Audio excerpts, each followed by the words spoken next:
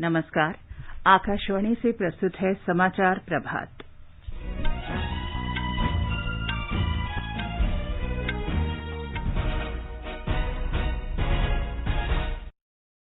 केंद्र ने 7 राज्यों और केंद्र शासित प्रदेश जम्मू कश्मीर से कोरोना के डेल्टा प्लस वेरिएंट की रोकथाम के उपाय तेज करने को कहा। देश में अब तक 31 करोड़ 43 लाख कोविड रोधी टीके लगाए गए। स्वस्थ होने की दर बढ़कर 96.7% हुई। उच्चतम न्यायालय ने गठित समिति से कहा, कोविड की दूसरी लहर के दौरान दिल्ली सरकार ने आवश्यकता से 4 गुना ज्यादा ऑक्सीजन की मांग की। प्रधानमंत्री नरेंद्र मोदी कल सवेरे 11 बजे आकाशवाणी से मन की बात कार्यक्रम में अपने विचार साझा करेंगे। सरकार ने पैन कार्ड को आधार से जोड़ने की समय सीमा 30 सितंबर तक बढ़ाई। सरकार ने आयकर संबंधी अपील ऑनलाइन दायर करने के लिए पोर्टल ITET ई-द्वार का शुभारंभ किया। रक्षा और अनुसंधान और विकास संगठन DRDO ने ओडिशा के चांदीपुर परीक्षण रेंज से पिनाक रॉकेट का सफलतापूर्वक परीक्षण किया। पाकिस्तान आतंकवाद के लिए धन मुहैया कराने पर निगरानी रखने वाली संस्था FATF की ग्रे लिस्ट में बना रहेगा। विंबलडन टेनिस में रोमानिया की सिमोना हालेप चोट लगने के कारण प्रतियोगिता से हट गई हैं और यूरो कप फुटबॉल के नॉकआउट चरण के पहले मैच में आज वेल्स का मुकाबला डेनमार्क से।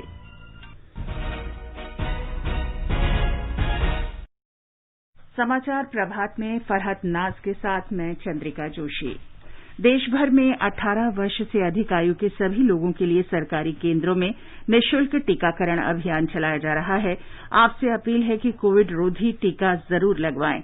कोरोना महामारी के प्रति कोई भी लापरवाही न बरतें। जब तक आवश्यक न हो घर से बाहर न निकलें और इन आसान उपायों का पालन करें। मास्क लगाएं, 2 गज की सुरक्षित दूरी बनाए रखें, बार-बार हाथ धोएं और चेहरा साफ रखें। कोविड से संबंधित जानकारी और मार्गदर्शन के लिए राष्ट्रीय हेल्पलाइन काम कर रही हैं। इनके नंबर हैं 011-2397-8046 और 1075। और अब समाचार। केंद्र ने 7 राज्यों और केंद्र शासित प्रदेश जम्मू कश्मीर को कोरोना के डेल्टा प्लस वेरिएंट की रोकथाम के उपायों को तेज करने को कहा है। केंद्रीय स्वास्थ्य सचिव राजेश भूषण ने इस संबंध में तमिलनाडु, गुजरात, आंध्र प्रदेश, राजस्थान, कर्नाटक, पंजाब, हरियाणा और जम्मू कश्मीर के मुख्य सचिवों को वायरस की रोकथाम के उपायों को तेजी से अपनाने के लिए लिखा है। मुख्य सचिवों से कहा गया है कि प्रभावित जिलों और समूहों में इस संक्रमण को रोकने के तत्काल उपाय किए जाएं। साथ ही लोगों के एक स्थान पर जमा होने और आपस में मिलने जुलने को नियंत्रित किया जाए तथा व्यापक परीक्षण, संपर्क का तुरंत पता लगाने और टीकाकरण प्राथमिकता के आधार पर सुनिश्चित किया जाए। केंद्रीय स्वास्थ्य सचिव ने राज्यों के मुख्य सचिवों से कहा है कि डेल्टा प्लस वेरिएंट से संक्रमित लोगों के सैंपल निर्धारित प्रयोगशाला तक तुरंत भेजे जाएं ताकि प्रभावी नैदानिक उपाय किए जा सकें। राष्ट्रीय रोग नियंत्रण केंद्र NCDC के निदेशक सुजीत कुमार सिंह ने बताया है कि देश भर में कोविड-19 के डेल्टा प्लस वेरिएंट के अब तक 48 मामले सामने आए हैं। डॉक्टर सिंह ने बताया कि इस वेरिएंट की पुष्टि 45,000 नमूनों की जांच के बाद की गई है। उन्होंने कहा कि delta plus variant delta variant का नया स्वरूप है। उन्होंने कहा कि डेल्टा प्लस के ज्यादा संक्रामक होने या गंभीर बीमारियों का कारण बनने की आशंका नहीं है। डॉक्टर सिंह ने कहा कि 8 राज्यों में डेल्टा वेरिएंट के 50% से अधिक मामले पाए गए हैं, जो एक चिंता का विषय है। क्योंकि delta variant already variant of concern है, इसलिए इसके सब लीनिएज को भी वेरिएंट ऑफ कंसर्न ही कहा जाएगा। कोई भी एडिशनल म्यूटेशन जो डेल्टा वेरिएंट में है, उसको एक प्लस के साइन से डिनोट किया जाता है। इसमें कोई ऐसी बात नहीं है कि प्लस का मतलब कोई ज्यादा तीव्रता से ट्रांसमिशन बढ़ेगा या कोई ज्यादा सीवियर डिजीज करेगा। ऐसा कुछ इसमें ये प्लस नहीं इंगित करता। आज की तारीख हम देखें जहां पूरे विश्व में इसके बहुत ही लिमिटेड नंबर ऑफ केस है, 50 केसेस पूरे हिंदुस्तान में 12 जिलों में पाए गए हैं। देश में 31 करोड़ से अधिक कोविड रोधी टीके लगाए जा चुके हैं। अब तक कुल 31 करोड़ 43 लाख वैक्सीन लगाई गई हैं। कल 54,48,000 से अधिक टीके लगाए गए। इनमें 18 से 44 वर्ष आयु वर्ग के लोगों को 36 लाख टीके की पहली डोज और 77,000 दूसरी डोज के रूप में शामिल हैं। टीकाकरण अभियान के तीसरे चरण में अब तक 28 राज्यों और 9 केंद्र शासित प्रदेशों में इस आयु वर्ग के 7 करोड़ 87 लाख लोगों को पहला टीका और 17 लाख को दूसरा टीका लगाया जा चुका है। राजस्थान में कल एक ही दिन में 10 लाख से अधिक कोविड रोधी टीके लगाए गए। स्वास्थ्य विभाग ने 4,603 टीकाकरण सत्र आयोजित किए। हमारे संवाददाता ने बताया कि इस दौरान 10,45,000 से अधिक कोविड रोधी टीके लगाए गए। स्वास्थ्य विभाग द्वारा जारी किए गए आंकड़ों के अनुसार 9,06,000 से ज्यादा लोगों को पहला टीका जबकि 1,29,000 से ज्यादा लोगों को दूसरा टीका लगाया गया। सबसे ज्यादा 1,09,646 टीके सीकर जिले में लगाए गए। सबसे कम 6,212 टीके हनुमानगढ़ जिले में लगाए गए। राज्य में अब तक कुल 2,36,19,000 से ज्यादा टीके लगाए जा चुके हैं। जितेंद्र द्विवेदी, आकाशवाणी समाचार, जयपुर। छत्तीसगढ़ में अब तक 82 लाख से अधिक कोविड रोधी टीके लगाए जा चुके हैं। पिछले 4 दिन में ही 5,60,000 से अधिक लोगों को टीके लगाए गए। ब्यौरा हमारे संवाददाता से। छत्तीसगढ़ में 45 वर्ष से अधिक आयु वर्ग के करीब 80% लोगों को कोविड वैक्सीन का पहला डोज लगा दिया गया है। वहीं 18 से 44 वर्ष आयु वर्ग के करीब 17 लाख युवाओं का टीकाकरण कर दिया गया है। राज्य में 100% फ्रंटलाइन वर्कर्स को और करीब 91% स्वास्थ्य कर्मियों को कोविड वैक्सीन का पहला डोज लगाया जा चुका है। प्रदेश में लोगों को टीकाकरण के लिए प्रेरित करने के उद्देश्य से अनेक कदम उठाए जा रहे हैं। वहीं रायपुर में जिला प्रशासन ने टीकाकरण की गति को बढ़ाने के लिए निर्णय लिया है कि यदि किसी भी समुदाय या समाज के 100 या इससे अधिक लोगों की सूची मिलती है तो उस क्षेत्र में टीकाकरण के लिए प्राथमिकता से टीम भेजी जाएगी। विकल्प शुक्ला, आकाशवाणी समाचार, रायपुर। स्वास्थ्य मंत्रालय ने कहा है कि कोविड संक्रमितों की संख्या में लगातार कमी आ रही है और स्वस्थ होने की दर निरंतर बढ़ रही है। मंत्रालय में संयुक्त सचिव लव अग्रवाल ने कल नई दिल्ली में संवाददाताओं से बातचीत में कहा कि 7 मई को संक्रमण के करीब 4,14,000 मामलों के शीर्ष स्तर तक पहुंचने के बाद से इसमें लगातार कमी आ रही है। उन्होंने कहा कि अब तक संक्रमित मामलों में लगभग 88% की कमी आई है। ओवरऑल केस का जो कंटेनमेंट है इन्फेक्शन वह लिमिटेड टेरिटरीज में ही नोट किया जा रहा है। एक स्थाई पर जहां पर डेली केसेस रिपोर्टिंग में कमी आई है, दूसरी स्थाई पर एक्टिव केसेस यानी कि वह केसेस जो हमारे हॉस्पिटल या होम आइसोलेशन में जिनको हम मॉनिटर कर रहे हैं उसमें भी 37,45,000 जो अधिकतम केसेस देश में 10 मई वाले समय पर हमने नोट किए थे वह घटते घटते अब 6,12,000 केसेस देश में रह गए हैं। संयुक्त सचिव ने बताया कि 10 मई तक देश भर में 37 लाख संक्रमित मामले थे और इसमें लगातार कमी आती गई। फिलहाल ये संख्या 83% घटकर 6,13,000 रह गई है। श्री अग्रवाल ने लोगों से अपील की कि वे कोविड से संबंधित सुरक्षा मानकों का पूरी कड़ाई से पालन करें। अगर हम रिक्वायर्ड प्रिकॉशंस लेते हैं तो जो वेव आप बोलेंगे 3rd हो, 4th हो, 5th हो, 10th हो उसके केसेस की संख्या नहीं बढ़ेगी। हम रिक्वेस्ट करना चाहते हैं कि जरूरत है कि हम मास्क, 2 गज की दूरी और सैनिटेशन जो अपना हैंड हाइजीन और एनवायरमेंटल हाइजीन इस पर से हमारा ध्यान ना हटे। ओडिशा में सभी 30 जिलों में चिकित्सा ऑक्सीजन आपूर्ति प्रणाली शीघ्र ही उपलब्ध हो जाएगी। कल मुख्यमंत्री नवीन पटनायक ने 7 और जिलों में ऑक्सीजन संरक्षण और वितरण की आधारशिला रखी। इसके साथ ही अगले 2 महीनों में राज्य के सभी जिलों में ऑक्सीजन उत्पादन, भंडारण, आपूर्ति की सुविधा उपलब्ध हो जाएगी। महाराष्ट्र सरकार ने राज्य में प्रतिबंधों को लेकर नए दिशा निर्देश जारी किए हैं। राज्य सरकार ने स्पष्ट किया है कि अब 5 के बजाय केवल 3 स्तर के प्रतिबंध होंगे। एक रिपोर्ट। महाराष्ट्र के मुख्य सचिव सीताराम कुंटे ने नए दिशा निर्देश जारी किए हैं। इन नए दिशा निर्देशों के अनुसार तीसरे स्तर की पाबंदियों के तहत स्तर 3 में आने वाले क्षेत्रों में आवश्यक दुकानें और आस्थापनाएं सभी दिन शाम 4 बजे तक खुली रहेंगी। रेस्तरां को कार्य दिवसों में शाम 4 बजे तक 50% क्षमता के साथ डाइन इन सुविधा और उसके बाद टेक अवे और होम डिलीवरी की अनुमति होगी। उपनगरीय रेल का उपयोग केवल चिकित्सा कर्मचारी, आवश्यक सेवाओं में लगे कर्मी और महिलाओं के लिए होगा। जिम और सलून शाम 4 बजे तक 50% क्षमता के साथ खुले रहेंगे। मॉल और थिएटर बंद रहेंगे। सरकारी कार्यालय 50% क्षमता के साथ काम करेंगे, जबकि निजी कार्यालय सभी कार्य दिवसों में शाम 4 बजे तक काम करेंगे। माधुरी पांगे, आकाशवाणी समाचार, मुंबई। उच्चतम न्यायालय द्वारा गठित समिति ने कहा है कि कोरोना की दूसरी लहर के दौरान दिल्ली सरकार ने 4 गुना अधिक ऑक्सीजन की मांग की। समिति के अनुसार दिल्ली सरकार ने ऑक्सीजन की जरूरत को बढ़ा चढ़ाकर बताते हुए 1140 टन ऑक्सीजन की मांग की। समिति ने कहा है कि कोविड की पहली लहर के दौरान केंद्र सरकार के समय रहते किए गए प्रयासों के कारण दूसरी लहर के दौरान ऑक्सीजन उत्पादन तेजी से बढ़ाने में मदद मिली। भारतीय जनता पार्टी के प्रवक्ता संबित पात्रा ने ऑक्सीजन की जरूरत से ज्यादा मांग के लिए दिल्ली सरकार की आलोचना की है। उन्होंने कहा कि जब कोरोना अपने चरम पर था तब भी आम आदमी पार्टी की सरकार ऑक्सीजन आपूर्ति को लेकर राजनीति कर रही थी। तेलंगाना ने 1 करोड़ कोरोना रोधी टीके लगाकर महत्वपूर्ण उपलब्धि हासिल कर ली है। राज्य में कल शाम तक कुल 1,05,33,358 कोविड रोधी टीके लगाए गए। इनमें 86 लाख लोगों को पहली डोज और 14 लाख को दूसरी डोज दी गई। कल राज्य के स्वास्थ्य अधिकारियों को 2,05,000 से अधिक टीके लगाए गए। हमारे संवाददाता ने खबर दी है कि विभिन्न श्रेणियों के सभी पात्र लोगों को निःशुल्क टीके लगाने के लिए सरकार कदम उठा रही है। ब्रिटेन में 35,204 लोगों में नए कोरोना वायरस के डेल्टा वेरिएंट की पुष्टि हुई है। इसके साथ ही इस वेरिएंट से संक्रमित होने वाले लोगों की संख्या में 46% की बढ़ोतरी हुई है। अभी कुल 1,11,157 लोग इस वेरिएंट से संक्रमित हैं।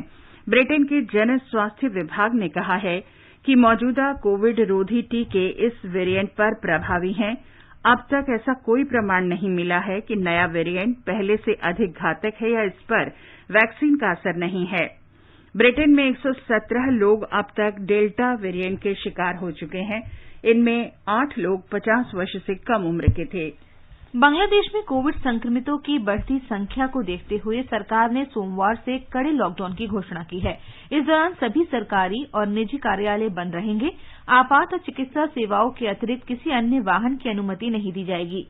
आवश्यक कार्य के बिना लोगों के घर से बाहर निकलने पर पाबंदी रहेगी, लेकिन मीडिया संगठनों में काम करने वालों पर यह प्रतिबंध लागू नहीं होगा। इस संबंध में आज विस्तृत परिपत्र जारी किया जाएगा। बांग्लादेश में हाल के सप्ताहों में कोविड संक्रमण में तेजी से वृद्धि हो रही है। कल 108 लोगों की मृत्यु कोविड से हुई, जो पिछले साल मार्च में वायरस का पता लगने के बाद से एक दिन में हुई मौतों की दूसरी सबसे बड़ी संख्या है।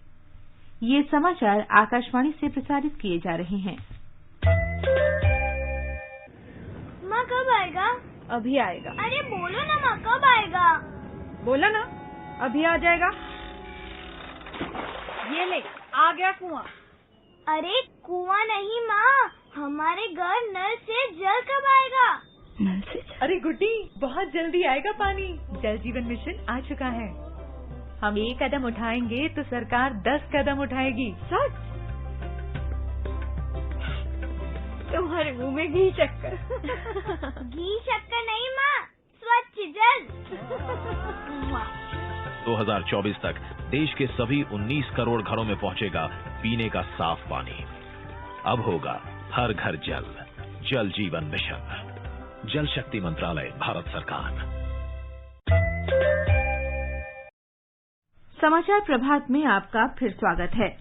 आगे बढ़ने से पहले एक नजर मुख्य समाचारों पर।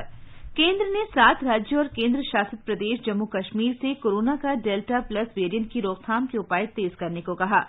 देश में अब तक 31 करोड़ 43 लाख कोविड रोधी टीके लगाए गए। स्वस्थ होने की दर बढ़कर 96.7% हुई। उच्चतम न्यायालय से गठित समिति ने कहा, कोविड की दूसरी लहर के दौरान दिल्ली सरकार ने आवश्यकता से 4 गुना ज्यादा ऑक्सीजन की मांग की। प्रधानमंत्री नरेंद्र मोदी कल सवेरे 11 बजे आकाशवाणी से मन की बात कार्यक्रम में अपने विचार साझा करेंगे। सरकार ने पैन कार्ड को आधार से जोड़ने की समय सीमा 30 सितंबर तक बढ़ाई। सरकार ने आयकर संबंधी अपील ऑनलाइन दायर करने के लिए पोर्टल ITET ई-द्वार का शुभारंभ किया। रक्षा अनुसंधान और विकास संगठन DRDO ने ओडिशा के चांदीपुर परीक्षण रेंज से पिनाक रॉकेट का सफलतापूर्वक परीक्षण किया। पाकिस्तान आतंकवाद के लिए धन मुहैया कराने पर निगरानी रखने वाली संस्था FATF की ग्रे लिस्ट में बना रहेगा। विंबलडन टेनिस में रोमानिया की सिमोना हालेप चोट लगने के कारण प्रतियोगिता से हट गई है और यूरो कप फुटबॉल के नॉकआउट चरण के पहले मैच में आज वेल्स का मुकाबला डेनमार्क से। चलो मिलकर एक शुरुआत करें, चलो एक फैसला आज करें, मास्क नहीं तो टोकेंगे, कोरोना को रोकेंगे, चलो एक इरादा करते हैं, चलो खुद से वादा करते हैं, मास्क नहीं तो टोकेंगे, कोरोना को रोकेंगे। कोविड महामारी के दौरान लोगों की सुविधा के लिए बनाई गई राष्ट्रीय स्तर पर कई हेल्पलाइन काम कर रही हैं। सूचना और प्रसारण मंत्रालय इस बारे में लोगों में जागरूकता बढ़ा रहा है। हेल्पलाइन नंबर इस प्रकार से हैं। कोविड संबंधी सवालों के जवाब देने के लिए स्वास्थ्य और परिवार कल्याण मंत्रालय की हेल्पलाइन है 1075। महिला और बाल विकास मंत्रालय की चाइल्ड हेल्पलाइन है 1098। वरिष्ठ नागरिकों के लिए सामाजिक न्याय और अधिकारिता मंत्रालय का हेल्पलाइन नंबर है 14567। मनोवैज्ञानिक सहायता के लिए राष्ट्रीय मानसिक स्वास्थ्य और तंत्रिका विज्ञान संस्थान निमहांस का नंबर है 080461100007। आयुष कोविड परामर्श हेल्पलाइन नंबर है 14443 और माई गव व्हाट्सएप हेल्प डेस्क नंबर है 9013151515। प्रधानमंत्री नरेंद्र मोदी कल सुबह 11 बजे आकाशवाणी से मन की बात कार्यक्रम में अपने विचार साझा करेंगे। आकाशवाणी और दूरदर्शन के समूचे नेटवर्क पर इसका प्रसारण होगा। यह आकाशवाणी समाचार की वेबसाइट www.newsonair.com और news on AIR mobile app पर भी उपलब्ध रहेगा। आकाशवाणी दूरदर्शन समाचार प्रधानमंत्री कार्यालय तथा सूचना और प्रसारण मंत्रालय के यूट्यूब चैनलों पर भी इसका सीधा प्रसारण होगा। हिंदी में प्रसारण के तुरंत बाद मन की बात कार्यक्रम का क्षेत्रीय भाषाओं में भी प्रसारण होगा। क्षेत्रीय भाषाओं में कार्यक्रम रात 8 बजे से दोबारा सुना जा सकेगा। विधि मंत्री रविशंकर प्रसाद ने आयकर संबंधी अपील ऑनलाइन दायर करने के लिए कल एक पोर्टल आईटेड ई-द्वार की शुरुआत की। इस अवसर पर उन्होंने कहा कि डिजिटल तकनीक ने आम लोगों के हाथ मजबूत किए हैं। उन्होंने कहा कि लगभग 129 करोड़ लोग और लगभग 40 करोड़ बैंक खाते आधार से जोड़े गए हैं। श्री प्रसाद ने कहा कि डिजिटल भुगतान की दृष्टि से भारत विश्व में अग्रणी है। उन्होंने बताया कि इस समय देश में 4 लाख सामान्य सेवा केंद्र हैं, जो डिजिटल इंडिया की एक और बड़ी उपलब्धि है। विधि मंत्री ने वकीलों को सलाह दी कि वे जरूरतमंदों की सहायता के लिए टेली लॉ कार्यक्रम से जुड़ें। उन्होंने बताया कि कोरोना काल के दौरान 1 करोड़ से अधिक मामलों की ऑनलाइन सुनवाई की गई है। सरकार ने पैन को आधार के साथ जोड़ने की समय सीमा 30 सितंबर तक बढ़ा दी है। वित्त मंत्रालय ने हर व्यक्ति के लिए अपने आयकर विवरण और पैन आवंटन संबंधी आवेदन में आधार संख्या को लिखना अनिवार्य कर दिया है। वित्त राज्य मंत्री अनुराग ठाकुर ने बिना ब्याज के विवाद से विश्वास भुगतान करने की समय सीमा भी बढ़ाकर 31 अगस्त कर दी है। उन्होंने घोषणा की कि कोरोना के इलाज पर हुए खर्च पर और कोरोना से हुई मौत के एवज में मिली अनुग्रह राशि पर कोई कर नहीं लिया जाएगा। श्री ठाकुर ने कहा कि अधिकतर करदाताओं को कोरोना के इलाज के लिए अपने नियोक्ताओं और शुभ चिंतकों से आर्थिक सहायता मिली है। उन्होंने कहा कि कोरोना के इलाज के लिए अपने नियोक्ता अथवा अन्य किसी व्यक्ति से ली गई राशि को आयकर से मुक्त रखने का निर्णय लिया गया है। रक्षा अनुसंधान और विकास संगठन डीआरडीओ ने स्वदेश में विकसित पिनाक रॉकेट के नए संस्करण का कल ओडिशा के चांदीपुर से सफल परीक्षण किया। इसके तहत अलग अलग लक्ष्यों पर निशाना साधने के लिए 25 पिनाक रॉकेट दागे गए और ये सभी लक्ष्य पर सटीक बैठे। नए पिनाक रॉकेट से 45 किलोमीटर दूर तक के लक्ष्यों को निशाना बनाया जा सकता है। डीआरडीओ ने स्वदेश में ही विकसित 122 मिलीमीटर कैलिबर रॉकेट के नए संस्करण का भी चांदीपुर से सफल परीक्षण किया। इसके तहत 4 रॉकेट एक साथ दागे गए और वे सब अपने लक्ष्यों को मार करने में सफल रहे। ये रॉकेट 40 किलोमीटर तक के लक्ष्यों को निशाना बना सकते हैं। रक्षा मंत्री राजनाथ सिंह ने इन दोनों रॉकेटों के सफल परीक्षण पर रक्षा अनुसंधान और विकास संगठन तथा उद्योग जगत दोनों की प्रशंसा की है। आतंकवाद के लिए धन मुहैया कराने पर निगरानी रखने वाली वैश्विक संस्था वित्तीय कार्रवाई कार्यबल FATF ने पाकिस्तान को ग्रे लिस्ट में बनाए रखा है।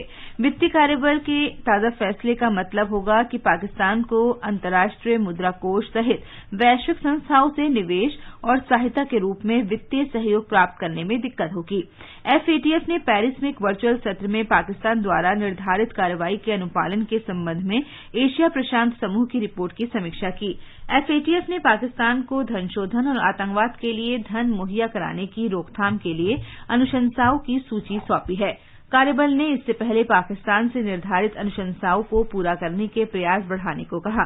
3 वर्ष पहले जून 2018 में पाकिस्तान को ग्रे लिस्ट में रखा गया था। इसके बाद से वे लगातार इस सूची से निकलने का प्रयास कर रहा है।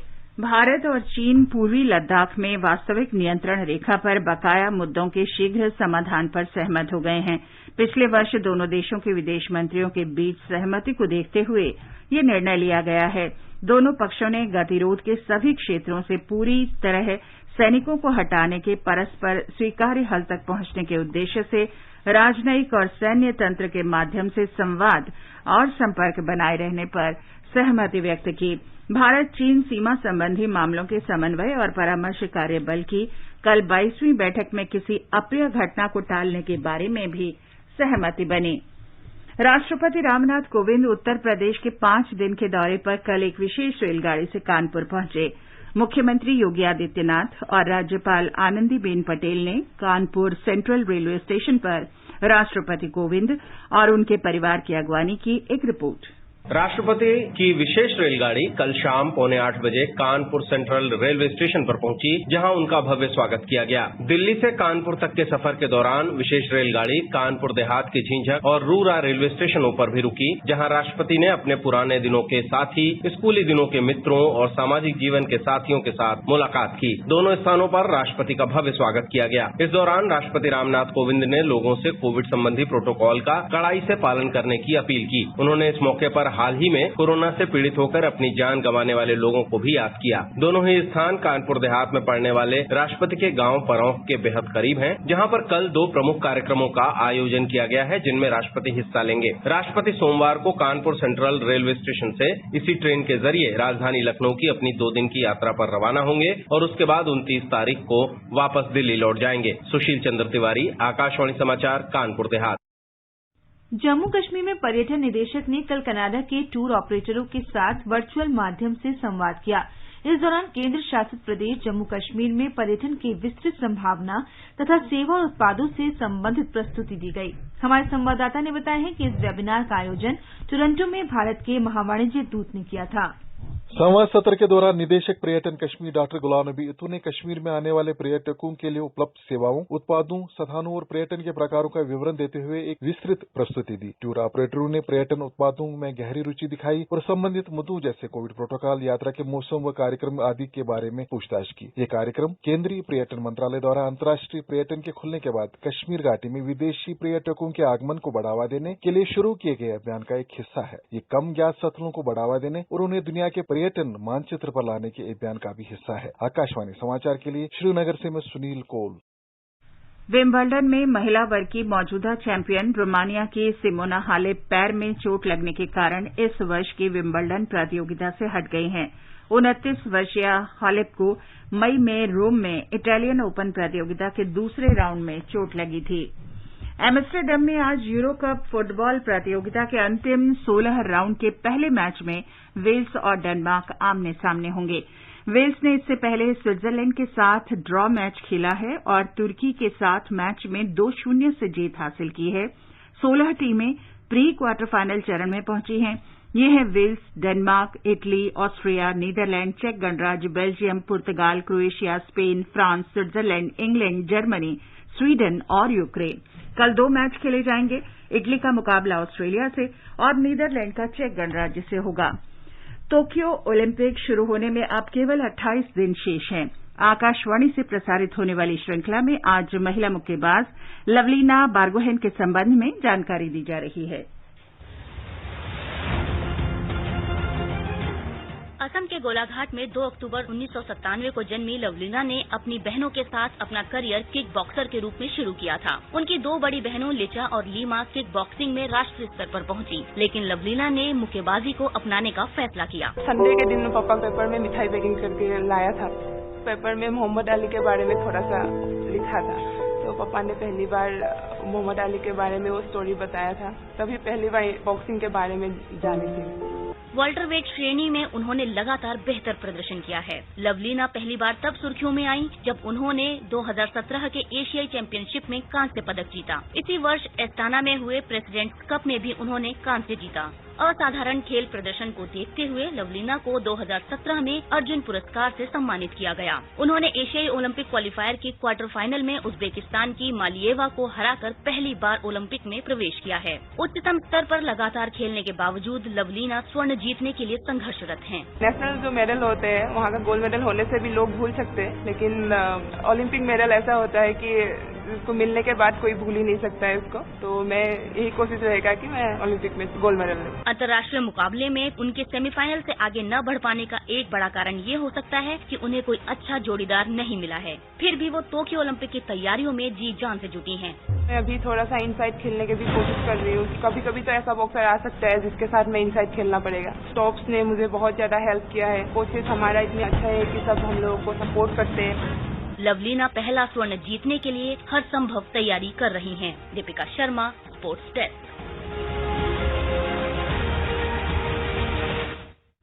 महाराष्ट्र के रत्नागिरी जिले में कोंकण रेलवे मार्ग पर आज तड़के इंजन के पटरी से उतर जाने से यातायात बाधित हो गया। किसी के हताहत होने की खबर नहीं है। हजरत निजामुद्दीन मडगांव राजधानी एक्सप्रेस के आगे के पहिए सुरंग में पटरी से उतर गए। कोंकण रेलवे ने बताया है कि शिलाखंड गिर जाने के कारण ये दुर्घटना हुई। यातायात बहाली के प्रयास किए जा रहे हैं।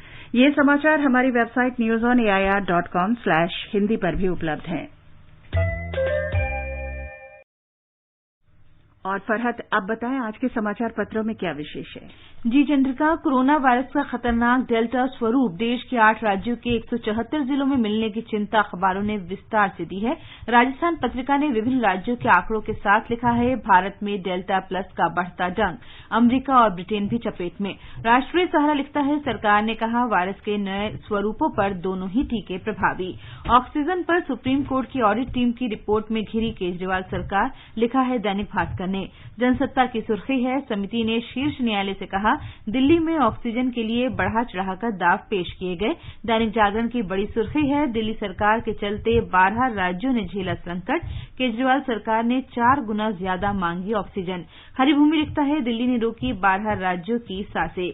छात्रों और अभिभावकों की चिंता पर कल शिक्षा मंत्री से हुई बातचीत आज लगभग सभी अखबारों के मुख्य पृष्ठ पर है। 12वीं के परीक्षा परिणामों से संतुष्ट न होने वाले छात्र अगस्त में दे सकेंगे परीक्षा, इच्छुक छात्रों को सूचित किया जाएगा। लोकसत्य लिखता है, सीबीएसई मूल्यांकन से असंतुष्ट छात्रों को दिया परीक्षा का विकल्प। अखबारों ने एफएटीएफ की संदिग्ध सूची में पाकिस्तान के बने रहने को भी महत्व दिया है। जनसत्ता लिखता है, आतंकवाद पर इमरान को करारा झटका। दैनिक ट्रिब्यून ने लिखा है, मनी लॉन्ड्रिंग और आतंकवाद को वित्तीय सहायता पर लगाम लगाने के लिए पाकिस्तान संदिग्ध सूची में बना रहेगा।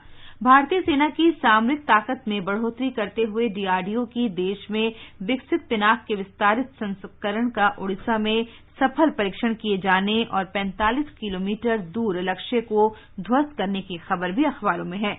जनसत्ता ने पहले पन्ने पर विशेष आलेख में लिखा है, पुरानी यादों को सहेजने ट्रेन से गांव निकले राष्ट्रपति कोविंद। 15 साल बाद किसी राष्ट्रपति ने रेलगाड़ी का सफर किया है। राजस्थान पत्रिका ने महामहिम का रेलगाड़ी में सवार होने का रंगीन चित्र पहले पन्ने पर दिया है। नवभारत टाइम्स की खबर है, मौजूदा स्मार्ट सिटी के साथ साथ नई स्मार्ट सिटी बनाने की दिशा में उत्तर प्रदेश ने बाजी मारी, इंदौर और सूरत शीर्ष स्मार्ट सिटी। और अंत में मुख्य समाचार एक बार फिर। केंद्र ने 7 राज्यों और केंद्र शासित प्रदेश जम्मू कश्मीर से कोरोना के डेल्टा प्लस वेरिएंट की रोकथाम के उपाय तेज करने को कहा। देश में अब तक 31 करोड़ 43 लाख कोविड रोधी टीके लगाए गए।